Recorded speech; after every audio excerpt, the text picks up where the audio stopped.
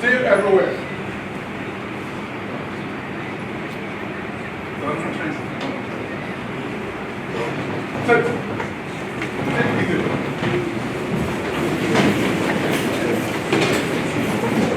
When you meet a retired Reverend Minister and a host of your uncles and big brothers at a meeting like this, you become very cautious and humble. And I am. So, because they have spoken and they stood on the existing protocols, I'm also trying to copy from them. Because as our elders said, Okoton Wanoma. And I also want to recognize the presence of our colleagues from the media and also using this medium to speak to them. Our beloved country, be it a motherland or a fatherland. And the message is simple. We will be having elections in this country every 4 years. And on the 7th of December, we are having another one. From where we sit as the National Election Security Task Force, comprising all the security agencies, with the Ghana Police Service as the lead agency, and by extension, the Inspector General of Police as the chairperson of the task force. The elections will be very peaceful because of the measures we put in place. So Ghana, feel free, Ghanaians, feel free and live your life normal. We have your back. Why am I saying this? This election has been touted as one of the most crucial elections in our history, and rightly so. But knowing from what we have done in terms of our preparation, the assurance is clear. It's taken us more than 2 years preparing for these elections because we have considered election to be a process and not an event. And these 2 years has led us to produce the first ever election blueprint for this country, covering every aspect of election, be it even religious elections, schools elections, internal political elections, and national elections as we have it. And the beauty of this arrangement is that when preparing this document, we have the future of this country in mind in terms of its democratic dispensation.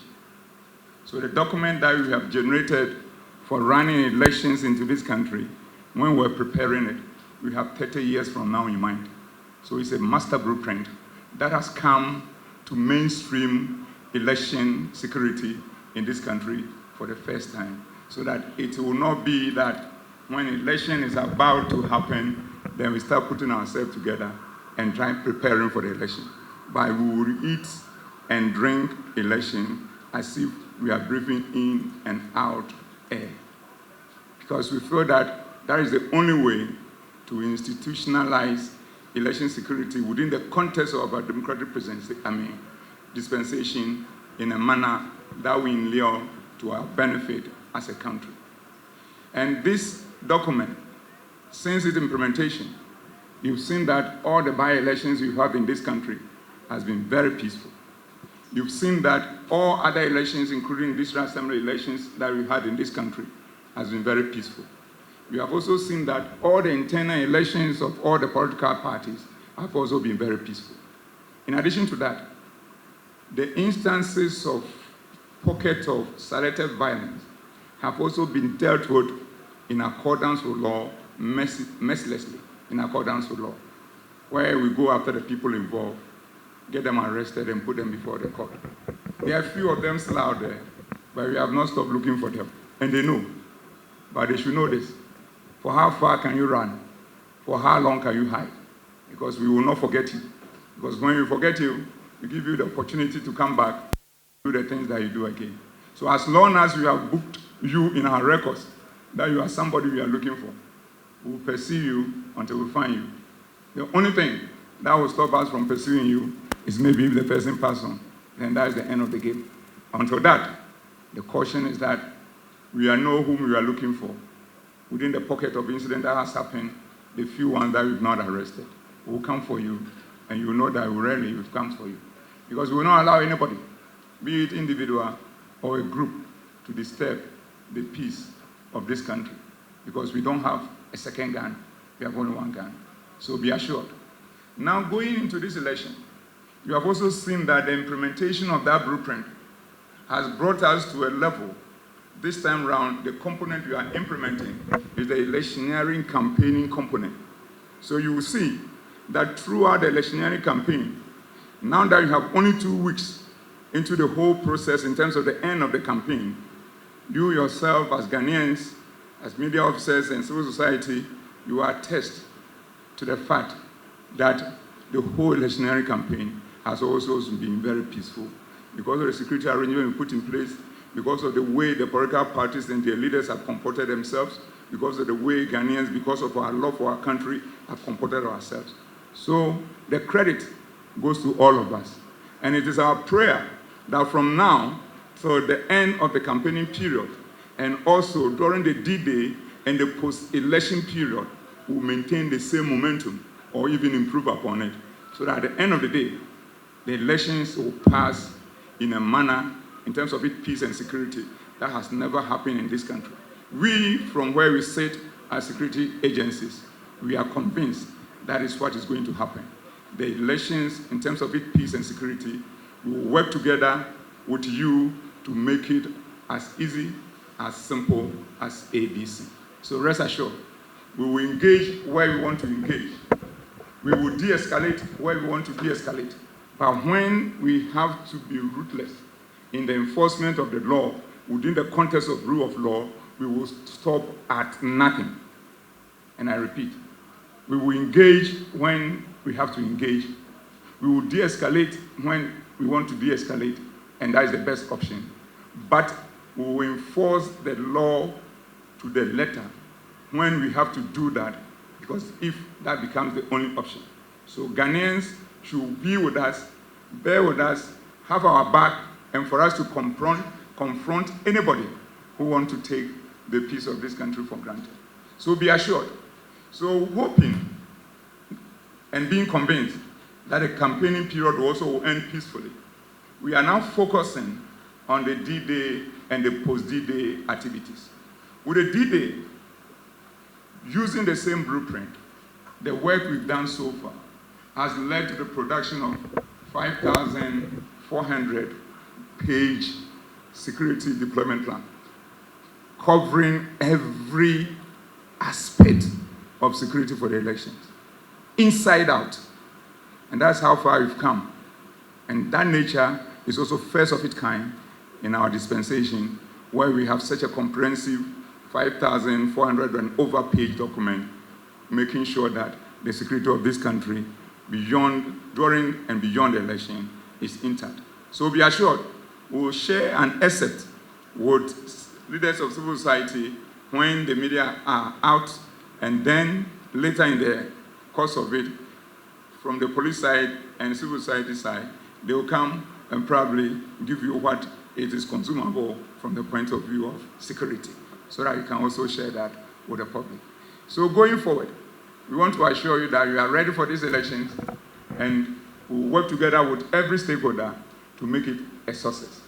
One very fundamental thing that we are also doing differently that I want to take this opportunity to speak to is the fact that with all the analysis that we've done, you've seen that it is during coalition that some of the critical issues of insecurity do happen.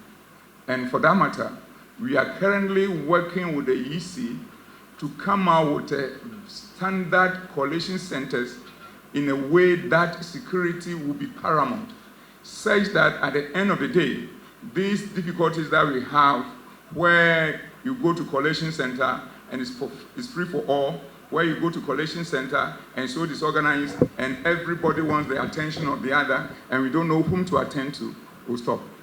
So we are finalizing it.